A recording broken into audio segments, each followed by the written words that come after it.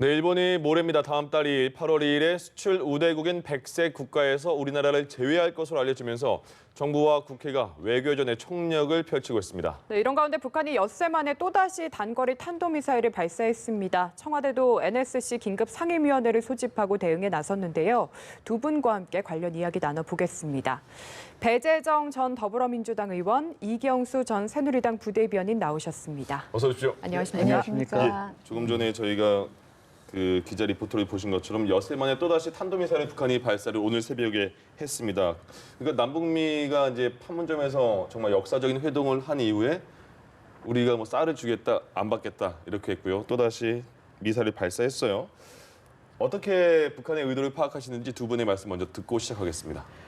네, 그동안 북한이 계속해서 써왔던 전술을 우리가 흔히 벼랑끝 전술이라는 이야기로 좀 하는데요. 네. 북미 협상을 앞두고 어떻게 하면 좀 유리한 고지를 확보할 것인가라는 점에 좀 착안한 것 같아요. 이 최근 알려져 있기로는 지난 볼턴이 왔던 24일, 25일 그 안팎에 북미 실무자 간의 만남이 있었다고 하지 않습니까? 예. 그래서 그걸 앞으로 그럼 북미 실무회담이 시작된다는 어떤 단초가 아닌가라는 희망 섞인 생각을 좀 가지고 있게 되는데요. 그런 상황에 앞서서 북한으로서는 보다 이 핵 협상과 관련해서 조금 더 미국에게 많이 양보해라 이런 이제 메시지도 전하면서 왜 실무 협상이 무르익을 수 있을 정도의 준비를 안 해주느냐 이런 이제 좀 압박도 함께 하고 있는 것 같고요. 예. 아무튼 대한민국의 상황으로서는 너무 안타까운 일이죠. 우리 국민들께서 많이 걱정을 하시게 되는 부분이어서 이런 측면에서도 정부의 대응이 중요한 시점인 것 같습니다. 네, 한국의 뺨 때리고 미국에 어필하는 그런 분석도 나오던데요. 일단 기본적으로 이제 북한 핵 문제를 우리가 이제 바라볼 때 조금 착각하기가 쉬운 부분이 하나 있는 게 이제 뭐냐면은 북한이 완전한 비핵화, 다시 말해서 미국과 대한민국 정부가 요구하는 CVID 원칙을 다 지킬 것이다.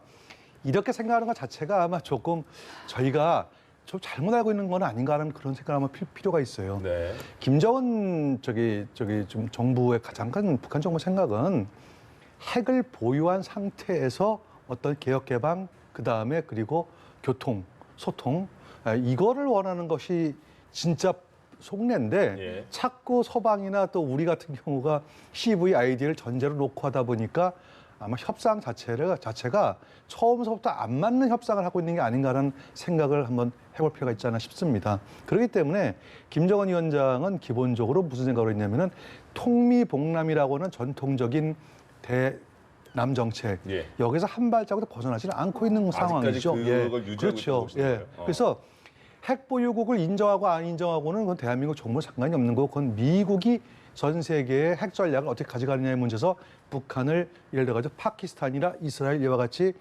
공식적인 핵 보유국은 아니지만 잠재적 핵 보유국을 인정하는 것처럼 네. 우리 북한도 잠재적 핵 보유국으로 인정을 해준 상태에서 대접을 해달라라는 것이 아마 김정은 위원장의 본 마음이 아닐까.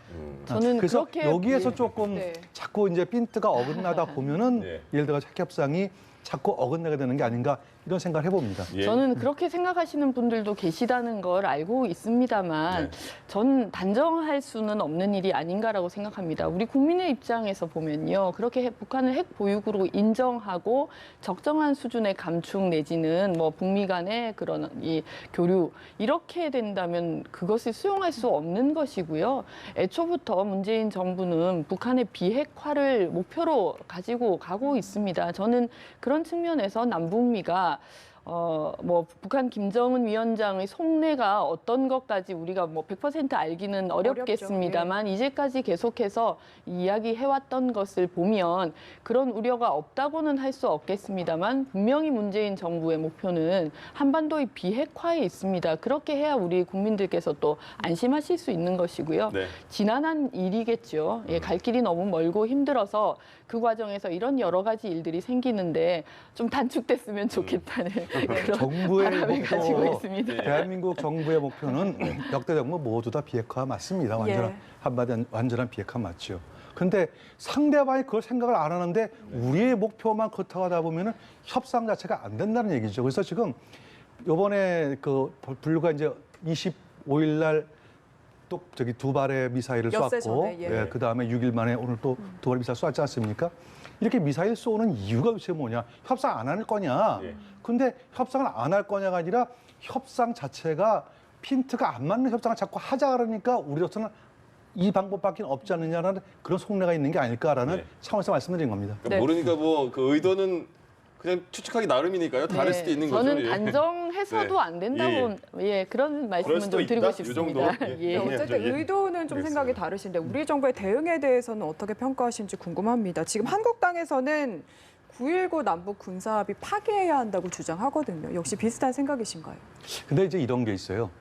지금 이제 우리 정경두 국방장관이 이제 처음으로 조금 기존의 입장에서 조금 이제 변화된 모습을 보였거든요. 네. 기존에 이제 북한에 대해서 상당히 이제 그 주적이라는 것도 국방에서 빼고 다시 말해서 약간 이제 북한에 대한 우호적인 입장을 취했는데 예. 조금 입장이 바뀌어서 좀 강경한 입장으로 이제 바뀐 것 적이다, 같아요. 예. 근데 우리를 그게- 위협하면 예, 예. 북한은 적이다. 그렇죠, 이렇게 그렇죠. 얘기를 이제 왜냐하면 사실은 북한은 적이 맞습니다. 근데 우리가 적이 아닌 것처럼 하면서 협상을 하야 되니까 그렇게 이제 저기 입장이 있었던 것뿐이죠. 네. 그러면은 여기에서 9.19 군사 합의라는 것 자체가 이제 왜 보수층에서는 이게 좀 문제가 있다라고 보고 자유한국당에서는 저기 폐기까지 해야 된다고 이제 주장하는 거냐면은 네. 사실은 정경무 국방장관이 인터뷰하는 가운데에서 북한의 미사일에 대해서 우리 군 체계에서 얼마든지 대응이 가능하다고 얘기를 했거든요.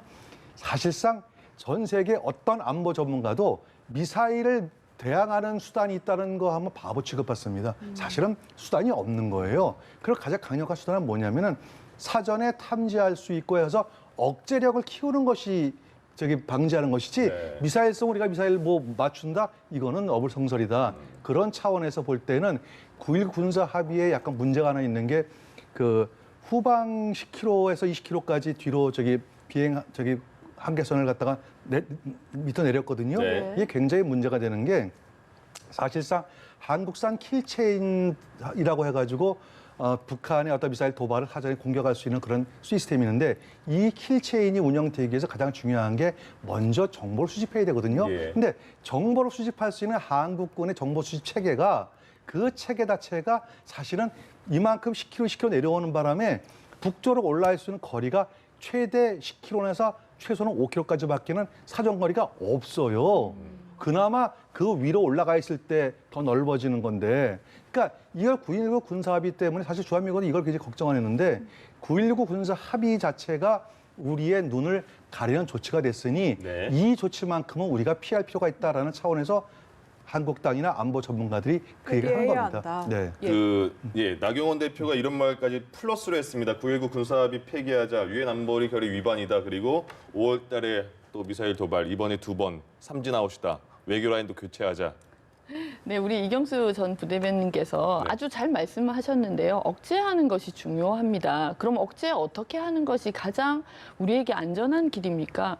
대화와 타협을 통해서 사실은 북한이 도발하는 일을 없애는 것이 가장 대한민국을 위한 길이지 않겠습니까? 네.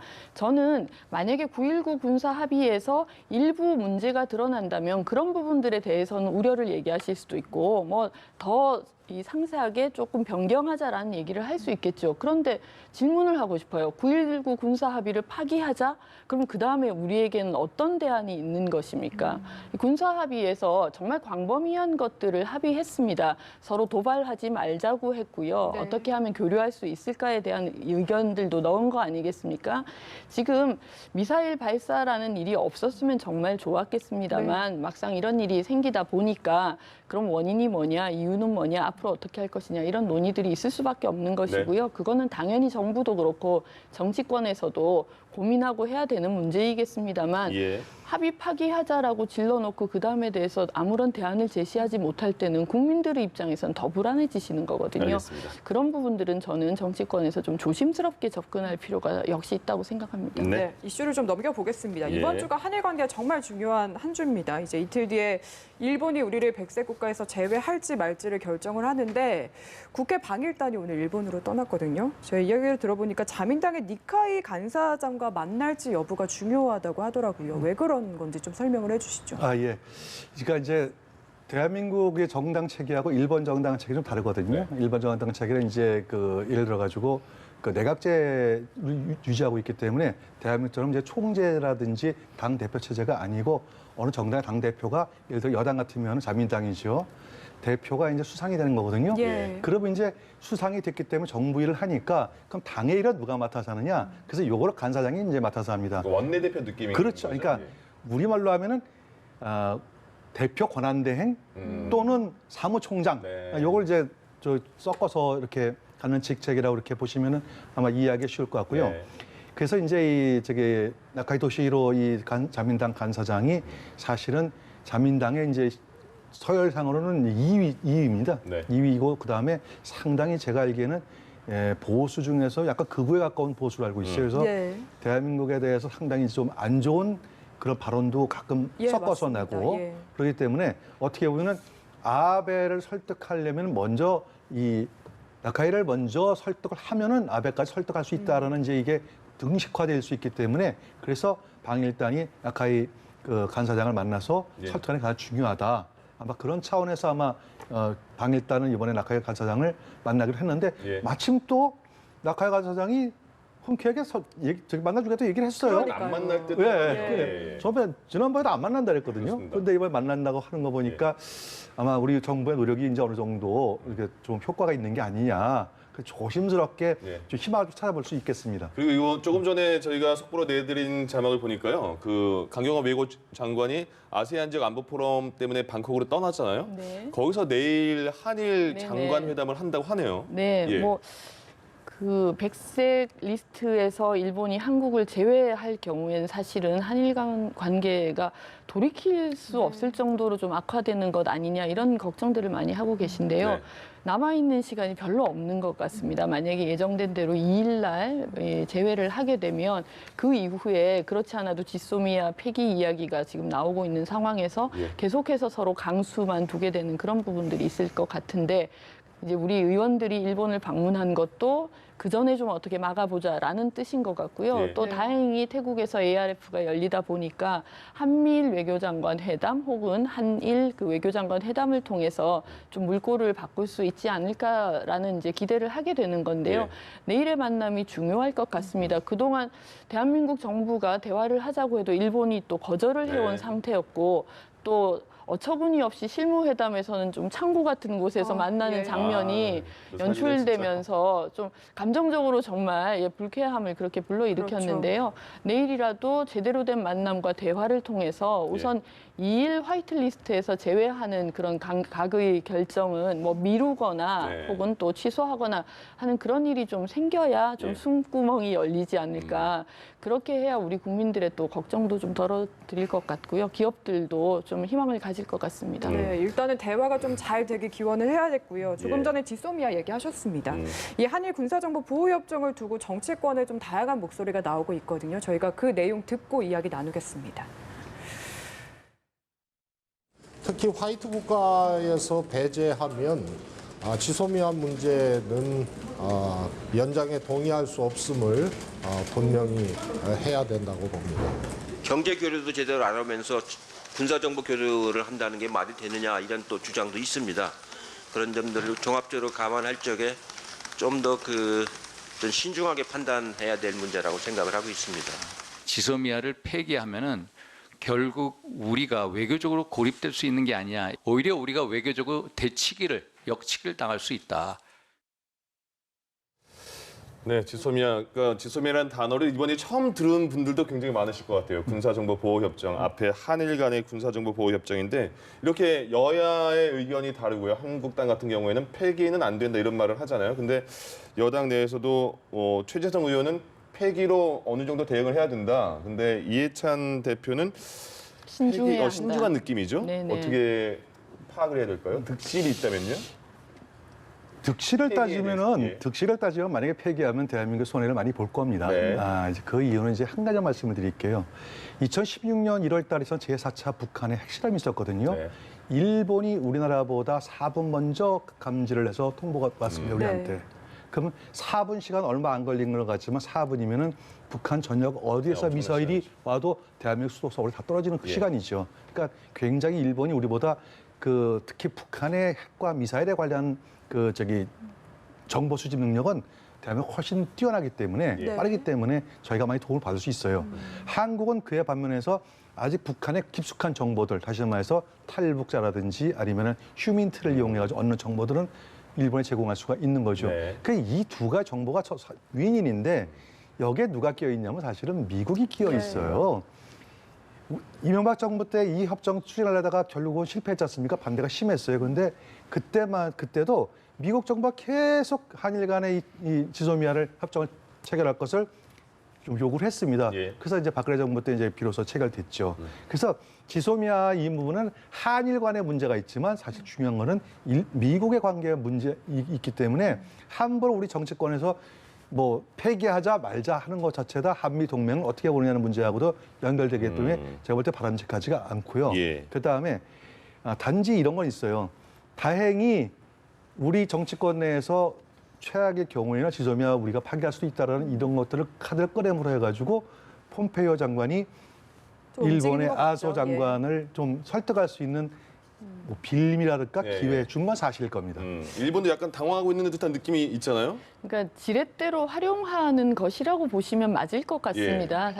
정말 잘 말씀해 주신 것처럼 지소미아 문제는 한미일 동맹의 문제이고 동북아 안보에 대한 미국의 입장이 강력하게 반영된 문제이기 때문에 그걸 대한민국 정부로서도 뭐 지금 이제 최재성 의원을 비롯해서 그런 언급을 하시는 분들이 계시기는 합니다만 이분들께서도 직접적으로 정말 폐기하자라고 생각하시는 건 아니지 않을까라는 생각을 하게 되고요.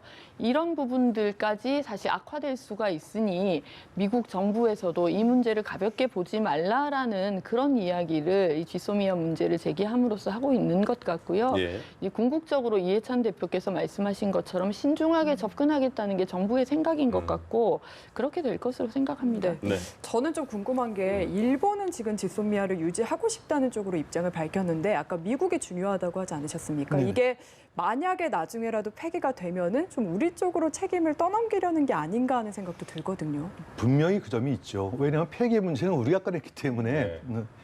그 앞에 있는 것들은 일본의 경제보복 문제 일본 사람은 생각을 안 해요. 중요한 거는 당장 대한민국 안보는 너희가 일선 아니냐, 우린 이선이고. 근데 거기에 중요한 정보 교류 협정인데 이것을 대한민국 정부가 먼저 꺼내면은 그 결국 나중에 한미일 동맹이 흔들리거나 어떤 문제가 발생하더라도 근본적인 책임은 대한민국에 있다라고 하기 위해서 그쪽에서는 일부러 그건 안 된다라고 이렇게 표현하는 거죠. 그래서 저희 정부 정치권이나 물론 정부는 이제 국간에 나갈 겁니다. 아마 네.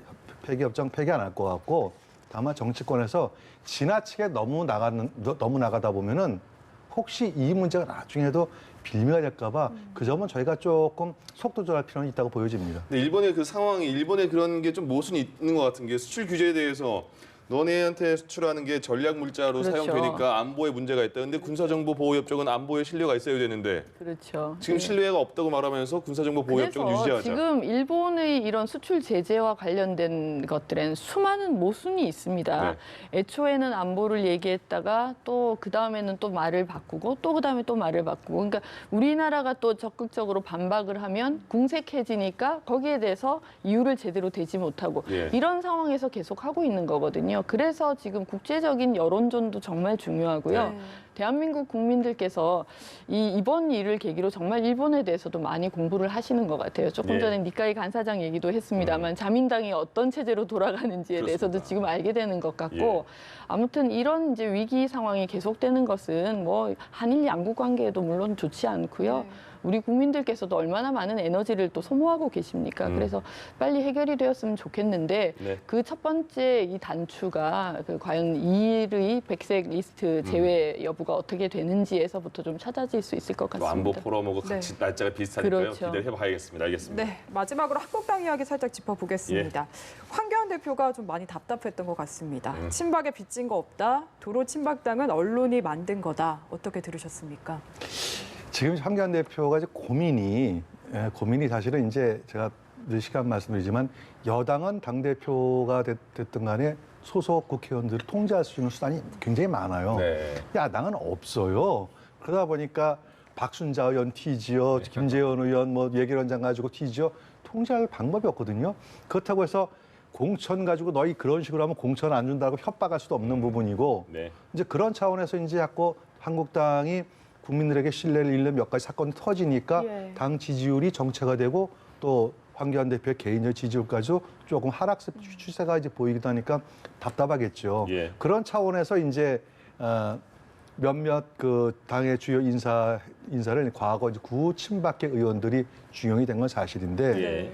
그걸 가지고 이제 뭐 도로 친박당 아니냐라고 이제 이렇게 공격이 들어오니까 황교안 대표는 답답하니까 친박 아니다. 그리고 네. 친박을 내가 뭐 지키려고 한 것도 아니고 이제 친황이냐 비황만 있는데 자꾸 친박하는 것은 이건 좀 언론이 좀 안 도와주는 게 아니냐는 이제 그런 식으로 좀 불만을 표한 것 같은데 네. 그럴 필요가 없어요. 그럴 필요가 없고 꿋꿋하게 황교안 대표는 본인의 스텝 바이 스텝으로 가면 됩니다. 그리고 좀 내공을 키울 필요가 좀 있는 것 같고요. 그 황교안 대표가 말하는 게 언론에서 친박 비박을 이제 만들어냈다 이렇게 말을 하는데 박지원 의원도 비판을 했거든요. 한국당이 지금 계속해서 흘러가는 모습이 도로 친박당으로 회귀하고 있다는 거는 자명하다 이렇게 말했습니다.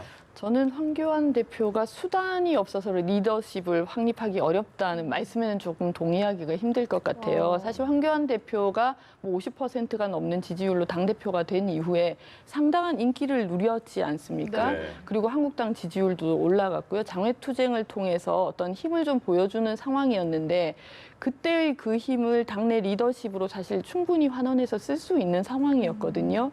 그런데 이 중요하게 몇 가지 막말이 나왔고 그리고 계속해서 당직 인선을 또 이제 친박이라고 우리가 생각하는 분들을 계속해서 임용하는 그런 일들이 생기다 보니까 이게 한꺼번에 좀 와르르 무너지는 이제 모습으로 드러나고 있는 거예요. 그러니까 황교안 대표는 충분히 리더십을 발휘할 수 있는 어떤 힘이 있는 위치에 있었는데 어쩌면 이 정치가 정말 쉽지 않다는 게 네. 뭐 박지원 의원도 그렇게 말씀하셨습니다만 정치 초짜이다 보니까 그런 실수를 자꾸 한다 이렇게 이제 말씀을 하셨고요. 실제로 친박의 도움을 받아서 당대표가 됐다고 온 국민이 생각하시는 거잖아요. 그런 힘들을 조금 더 이 그 범보수 쪽을 아우르는 그런 방향으로 쓰셨다면 지금은 친박이라는 이야기에서 좀 벗어날 수 있는 기회가 되었을 텐데 예. 그러지 못하다 보니까 이제 자꾸해서 도로 친박당이라는 얘기가 나오는 것에 본인이 좀 화들짝 놀라신 게 아닌가. 그래서 나는 빚진 거 없다. 이렇게 아, 예. 얘기를 하셨는데 네. 그 박지원 대표님이 워낙 좀 아프게 말씀을 잘하시잖아요. 그렇게 하면 여기도 잃고 저기도 잃는다 이런 말씀을 하셨는데 그 말씀도 아마 황교안 대표가 좀 아프게 들으셔야 했을 것 같고요. 예. 지금부터라도 당내의 이 여러 인선에서부터 또는 이 막말을 하는 경우에 황 대표가 말을 또 바꾸신 것도 사실이거든요. 일부 막말이 나왔을 때 처음에는 입단속을 시켰다가 거기에 대한 반발이 나오니까 막말이라고 하는 말이 막말이다. 이렇게 또 이제 말을 바꾸신 거예요. 그런 과정에서 신뢰가 흔들려 버리는 거거든요. 좀 원칙을 지키시면서 당을 좀 운영하셔야 될 때가 아닌가라는 생각이 듭니다. 그럼 이 박사님께서는 사실 당대표 취임한 이후에 계속 잘 오다가 지금 이렇게 리더십이 흔들렸는데 그 원인이 어디에 있다고 좀 조언을 해주실 수 있을까요? 이게 이제 선거하고 맞물려서 그래요. 국회의원들의 가장 큰 관심은요. 누가 대통령 되고 누가 당대표 전혀 관심이 없습니다. 사실은 내 공천이 되고 내가 선거에 유리하냐 불리하냐 이걸 따지는 거거든요. 그러다 보니까 사실은 어떤 강성 표현들이 지금까지 안 나왔다 갑자기 강성 표현이 나오게 되고 더군다나 그 당직 가지고도 문제가 발생하고 국회직 가지고도 사건이 터지고 예. 이제 이런 것들이 이제 문제가 되는데 제가 볼 때는 이 부분은 아마 총선 전까지는 삐그덕 갈 수밖에 계속. 없는 상황이에요. 예. 이럴 때일수록 황교안 대표가 얘기하는 거는 정확하게 자기 노선만 가지고 가면 돼요. 근데 그거를 자꾸 기자들이 뭐 물어본다 해서 거기 넘어가가지고 뭐 이렇게 오바되는 발언, 그러니까 그다음에 황교안 대표의 노선이 뭡니까? 황교안 대표의 노선이요? 그거는 보수의 통합이죠. 당연히. 예. 여기에 키포인트 딱 가져가면 돼요. 근데 네. 거기에 자꾸 말려가지고 아까 우리 배 의원님 말씀하셨듯이 네. 그 박지원 의원님께서 말씀하셨죠. 저는 박지원 의원님께 말씀드리고 싶은 게 지금 인평당 상황이 더 걱정 아니겠느냐. 저는 그 말씀 드리고 싶고 그래가지고 자유한국당 걱정하실 일은 아닌 것 같다. 그래서 황교안 대표는 마찬가지로 네. 다른 거 뭐 대통령에 대해서 비판할 그런 것도 좀 중요하지만 더 중요한 거는 자기가 자유한국당을 보수가 층이 무엇을 원하는지 예. 어떤 정책을 가져가야 되는지 여기에 더 신경 쓰라 이걸 꼭 말씀드리고 싶습니다. 그러면 그 다른 당 입장에서 황교안 대표의 보수대 통합 노선에 대한 지금 모습 어떻게 평가하십니까?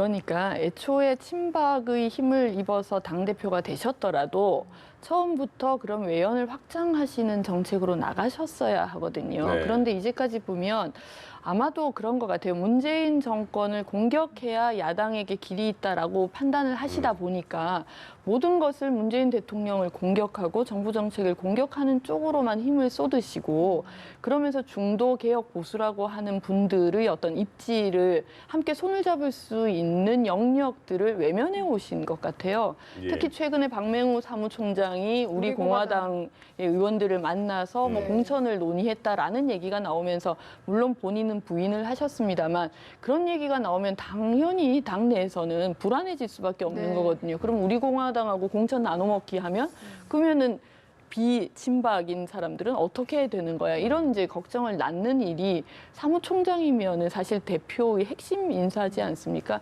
이런 일이 있다 보니까 이렇게 이제 흔들려 버린 것인데 만약에 이 말씀하신 것처럼 정말 보수 대통합이 황교안 대표께서 생각하시는 길이라면 합리적인 발언을 하시고 합리적으로 비판을 하시고 그래서 국민들의 이 마음을 얻는데 먼저 좀 주력하셔야 되는 게 아닐까 싶습니다. 네. 네, 오늘 두 분 말씀은 여기까지 한번 들어보겠습니다. 배재정 전 더불어민주당 의원, 이경수 전 새누리당 부대변인과 함께했습니다. 고맙습니다. 고맙습니다. 감사합니다.